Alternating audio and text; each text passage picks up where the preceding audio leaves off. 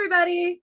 We are back today with Brandy of Brandy Borough Astrology, and we are going to be looking at the death of Amber Hagerman. She is the 9-year-old girl who inspired the Amber Alert system, who was found dead on January 17th of 1996.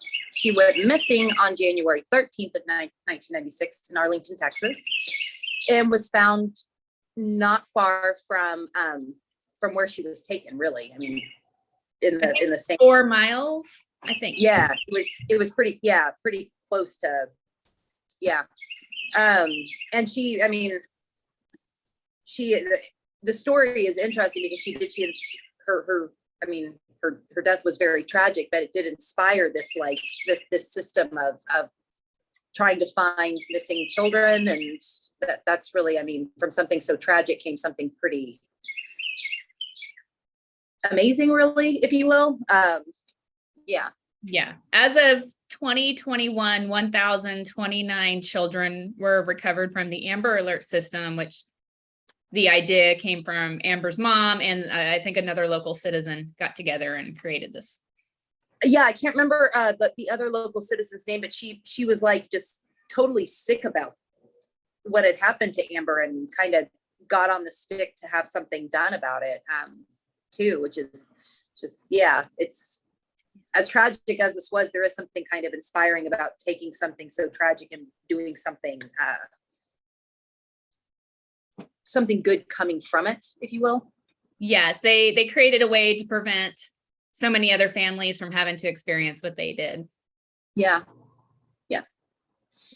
Should we take a look at the chart for when she went missing? Yeah, absolutely. And just while you're pulling that up, you know, I was watching the documentary about this case. You can stream it on Peacock, and man, an emotional documentary. It's just so tragic and such a hard story to listen to. And you know, but like what you said, what came from it, the Amber Alert system. And I think, you know, the whole reason we do these videos is to show there's other tools to use, you know, to get information in cases, and kind of why we do this, right? To kind of to try to pull something good and something useful in this, you know. Yeah, in a situation that's not so ideal or good, or, you know. Yeah. So here we go. This is the time the 911 call came in. So she gets abducted, and not a neighbor, but a guy living across the street from the area of the abduction witnessed it. Yes. Yeah. Witness. Yeah. If I'm not mistaken, she and her brother were riding their bikes around a parking lot. There wasn't, I believe it was like an old grocery store, right? That wasn't functioning anymore. It wasn't open anymore. Right. And then there was like a little strip of, I guess you could say, like spaces, like there was a laundromat, but it wasn't visible, or there wasn't any windows from that laundromat to see, you know, the kids where they were riding their bikes. But yeah, it was basically an abandoned grocery store with some smaller retail spaces going on. And they were just riding their bikes around. Her brother wanted to leave. She stayed. Yeah, so they were supposed to ride around the block. They were not supposed to go to where this parking lot was. And the other little kids, they went, and the brother said, "Oh, we better go home. I don't want to get in trouble." And she said, "Go ahead. I'll be right behind you." And I mean, in a matter of seconds. Yeah. And the neighbor, it was a white van, right? White van. I'm yes. Not mistaken. With the neighbor said that it was a male that abducted her, not African American, could have been Hispanic, Caucasian, wasn't real sure about anything beyond the person not being African American. And he heard Amber scream, which is what kind of alerted him to, you know, take notice of what was going on. And yeah, it's crazy. It's fucking crazy when you think about how fucking fast shit like this I mean, really, like, your life can fucking change like that. It's scary. Yeah. It really is. It's fucking terrifying. Absolutely. Yeah. Yep. So the guy witnesses, the neighbor across the street witnesses a guy taking her off the bike, and he thought it was odd because the girl screams and the guy leaves the bike behind. So it wasn't, he knew from the way it looked that this was an abduction. This is not someone she knew. Yeah, it wasn't like a parrot being like, get your ass home, let's take your butt, you know, it wasn't nothing like that. It's somebody just, snatching her in broad daylight. I mean, this was at 3:18 p.m. This wasn't on a Saturday, on a very nice day in Texas. Yeah. They mentioned it being unseasonably warm, and like, so people were out. And I mean, this motherfucker had some balls. I mean, for like, and not in a good way. I don't mean had balls in a good way. Like this is, but for real, like this is not the time of day or that you would think something like this would happen. You would expect this like at midnight or, you know, under the cover of darkness. And the witness saw he was in a black truck and saw he was heading west. And this is how the Amber Alert system was created, because they said if everybody had known, if a broadcast had come out on the radio, there'd have been so many people on the streets see the car and be able to track it. And I think it was a black truck. I was saying a white van. I'm crazy. I thought you said something else. I thought you said, was it a van when you're asking if it was about the witness? No, sorry. So anybody watching this, ignore me talking about a white fucking van. I'm thinking about something else I was reading about. And sorry. I thought you said, was it a man? And I said, yeah. Sorry. You're right. It was a black fucking truck. Sorry about that, everybody. Too many rock concerts, my hearing. But yeah. Okay, so black van. No, sorry, black truck. No van. All right. So the first thing I noticed here in this, and I know like she was a minor, so we could be looking at the ruler of the fifth house. We could be looking at the first house, at the ruler, at the chart ruler too, right? You can look at both. You can. Like normally with children, I would go to a fifth house, but because that moon, her co-ruler, is sitting in the fifth house, like, I feel like you can take Mercury and the moon for this one, but I don't know. That was me. Yeah, I think, that makes sense to me. For sure. Yeah. That is interesting that moon just happens to be right in the fifth house like that. Yeah. And so many things I don't like about this that are just disturb me about this chart. One is the Gemini ascendant. Yes.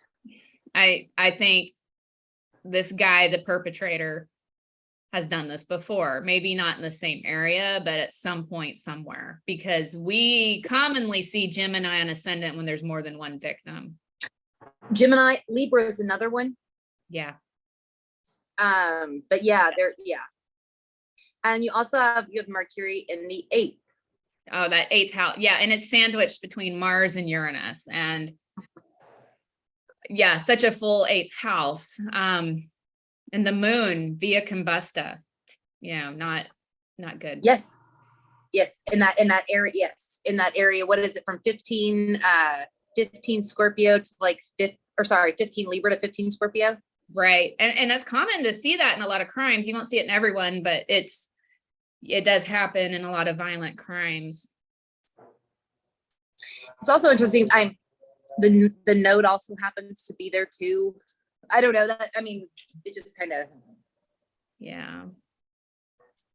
Yeah. And so you got this Pluto in the 6th house. And in a crime that, or murder, I do like to see what's going on with Pluto, kind of, even if it's not ruling anything, but it's in the 6th house. That guy is sitting around watching. Yeah. Like stalking, almost. Not stalking her specifically, but watching that area, like waiting for an opportunity. Yeah. And he also feels, I'll say this, he feels, because for these charts, for people that haven't watched these before, the perpetrator is represented by the 7th house cusp. and the planetary ruler of the seventh house. And in this case, we have Sagittarius on the cusp of the seventh with Jupiter in the seventh. So there's also something about this that makes me think this person felt comfortable in the area. I realize we have Sagittarius on the ascendant. I know that can sometimes indicate like foreign, right? Like it can, or somebody not necessarily somebody foreign to the country, but somebody foreign to the area. I don't know though. That Jupiter, there's something about this Jupiter there to me that feels more comfortable than somebody that do you know what I'm trying to say?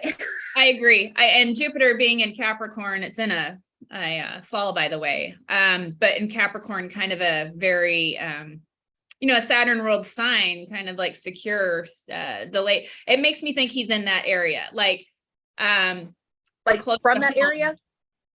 I think he is or he lives there. Maybe he originates from another country. Right. Sometimes simply a Jupiter descendant can mean someone kind of heavy and overweight too. I don't know about, I was trying to find details on the build of the guy and I couldn't really, I don't know if I missed it. I feel like this is weird. The build, talking about the build, I think this person was probably shorter.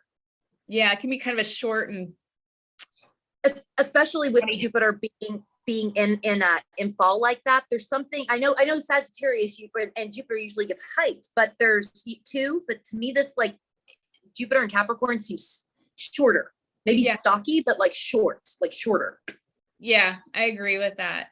But the fact that like Jupiter's in that house, the guy's on his turf, right? So yes, he's got to be familiar with that parking lot at least, but I think he's familiar with it because he lives somewhat close by. That's my opinion. Yeah. And we'll see when we get on the map.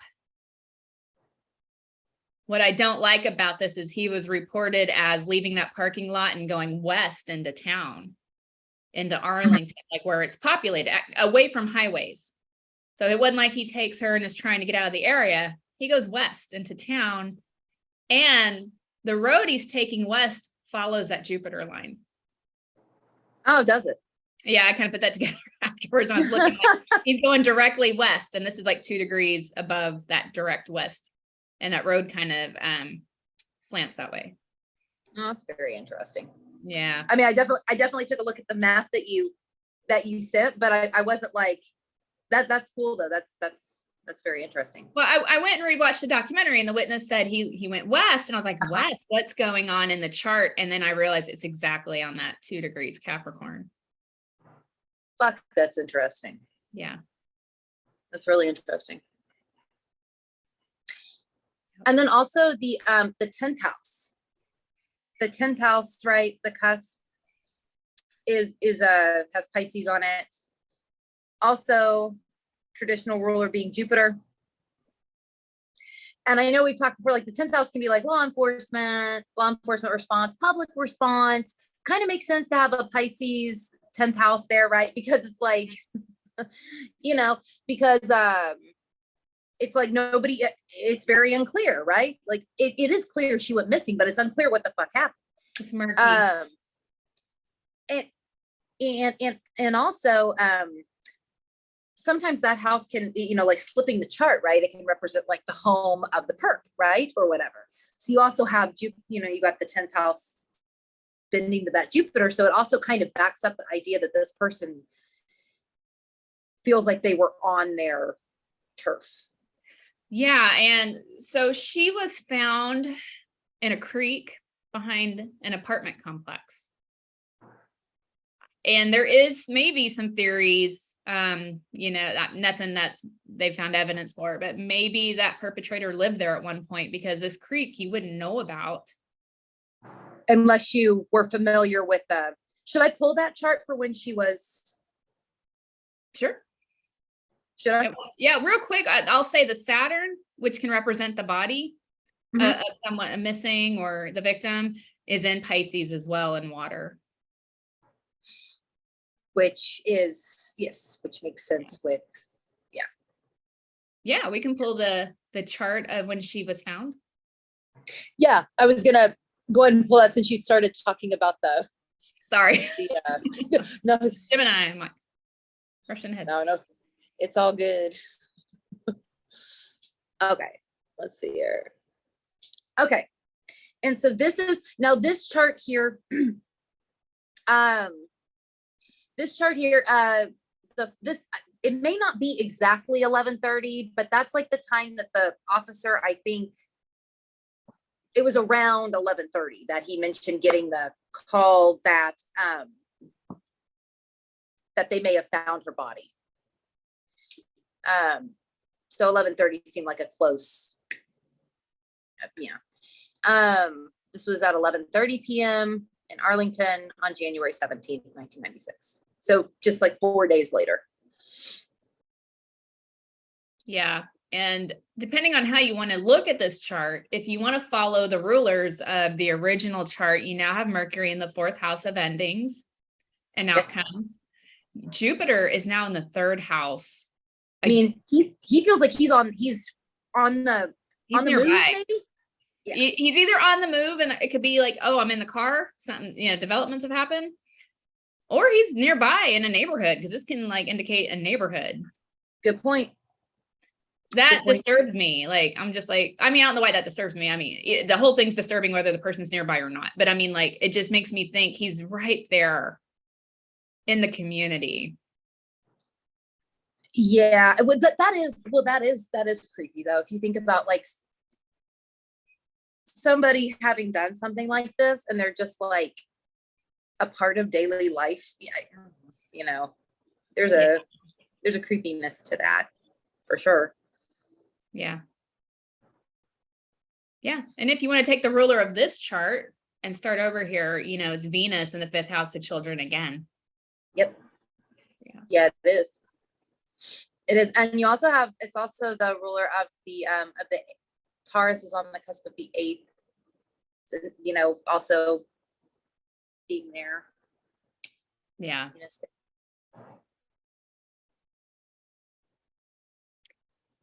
Yeah. So I just noticed that moon in this chart is very close to the galactic center. Oh yeah, I so fascinated because I don't ever do that at the galactic center, and I'm like so fascinated by that information. Tell us more. Well, it just makes me wonder because you've also got there's some midheaven there. It feels like this case was kind of bound to be weird. Like a weirdness. Yeah. But at the same time, okay, so the GC is a place, okay, the GC is a place, it's like things die and are also, but there are things that come out of the GC too. So it's almost it kind of fits with this thing, right? Like this terrible, it kind of fits with this awful thing happened, but they did create something good from it. Do you know what I mean? Like the Amber Alert system. So I didn't even notice that before, but that actually makes that is interesting. Yeah, you have this very, very tragic situation, but many lives saved from what was mentioned about it or what they realized could have been done. Yeah. Yeah, that is that. Yeah. That's and with the mid or the 10th house cusp being like the public's reaction to it. I don't know, the public bending. I don't know. It just and the 3rd house being, or the moon being in the 3rd house, community, like local communities coming together to do this. Sorry, that was loud. Some asshole over here with a fucking horn keeps doing this.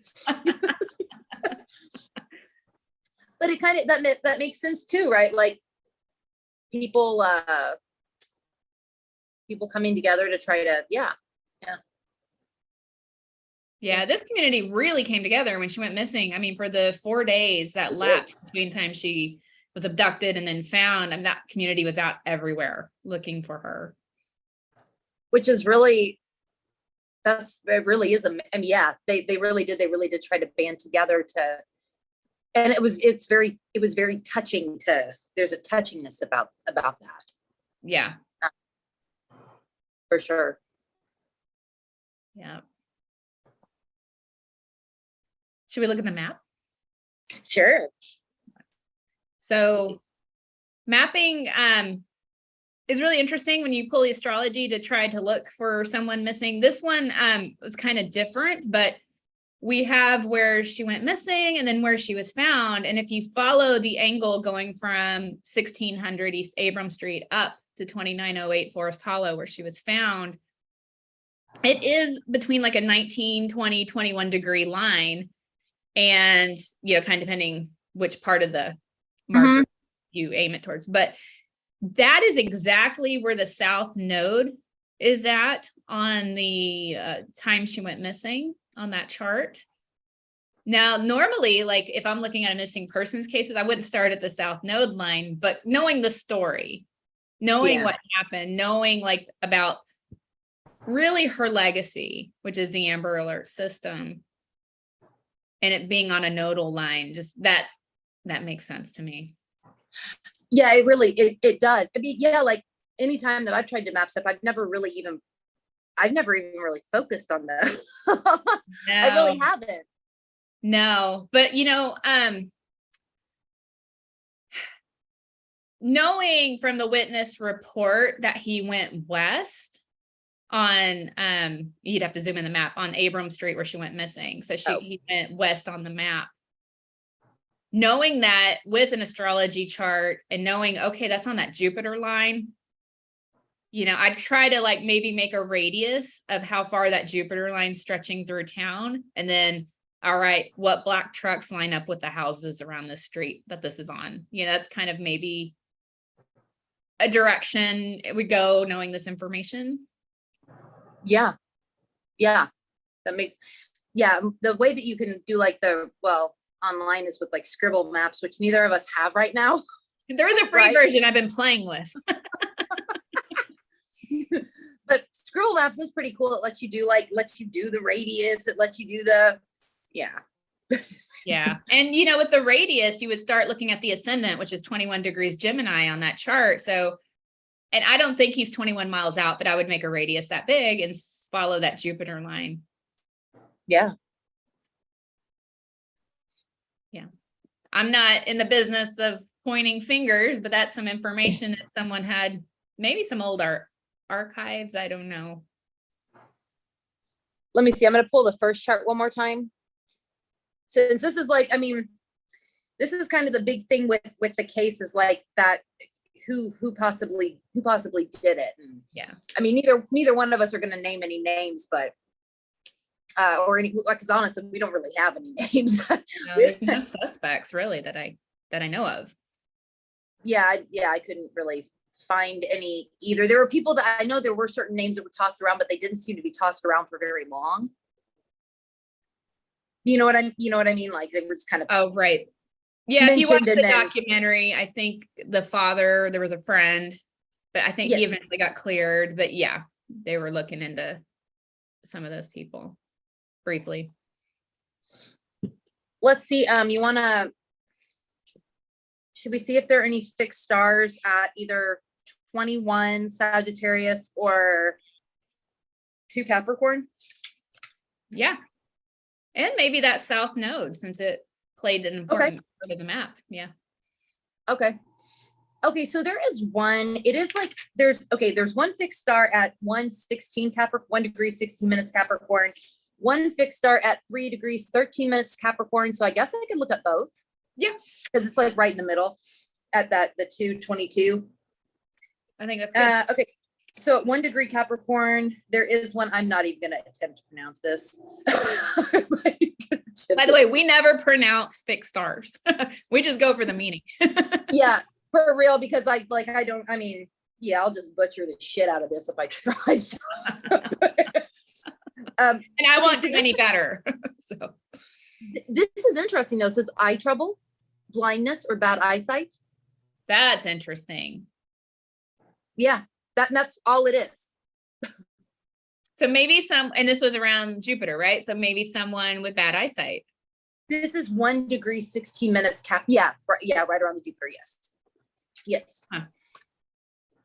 Okay, then there's one at 3:13 Capricorn.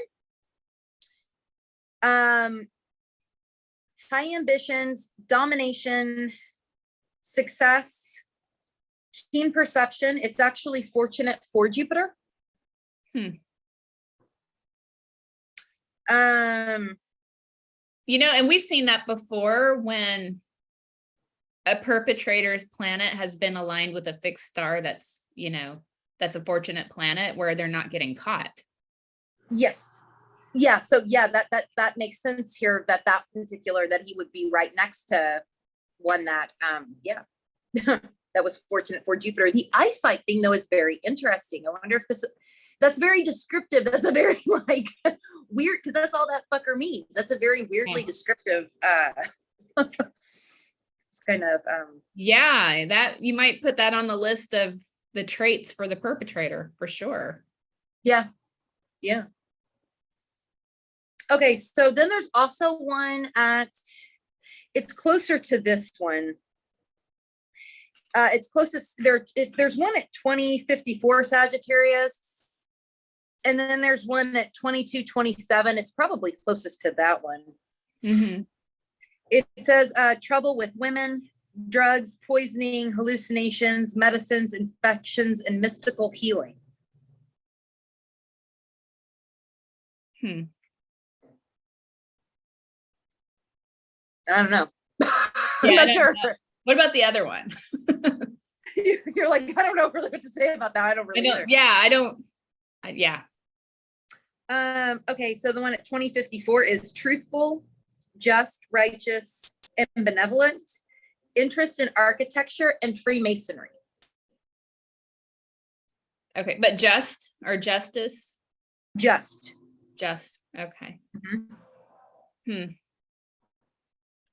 Benevolent. This person does not, maybe they seem that way otherwise. I don't know. Maybe it's possible. Oh yeah. That they, even though they seem creepy with that Pluto in the 6th, like it just feels creepy. Maybe they don't come off creepy. No, and I'm just thinking because Jupiter could also be someone who is religious or. Yep. So, you know, this is just some, like I said, we don't have anyone in mind who this could be. There weren't really any suspects, but these are just common traits from planets, what they represent. So it could be someone that maybe they're an upstanding citizen in the community, or that's how they look, go to church every Sunday, and they're a totally different person outside the public. What about somebody in politics? Possibly. I wondered about that with a Capricorn.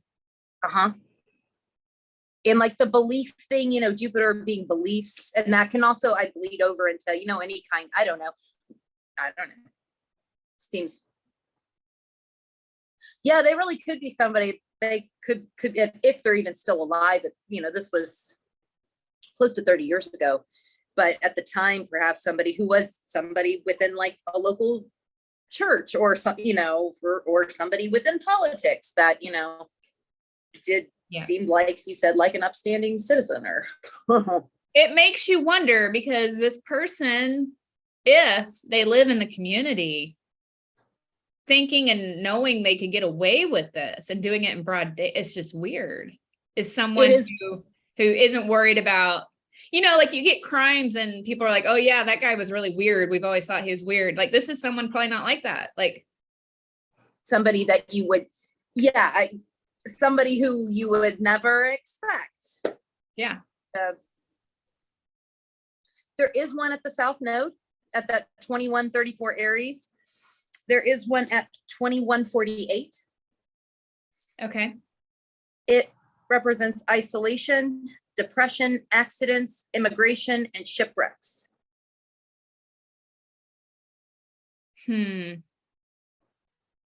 Immigration. So are maybe we looking at someone who immigrated? Yes, maybe he's a local citizen, but somebody not from a different country. Or even, you know, with how big, sometimes with Jupiter, even like with how big the US is, sometimes I think of it as somebody that just came from a different state. Yeah. Especially depending on the size of the state. And Texas is fucking huge. We saw that in the Moscow, Idaho murders. Yes. Yeah. So it does, I mean, but also, immigrate. Yeah. I mean, yeah. Also, it's possible it's somebody that wasn't originally from US soil or whatever. Yeah.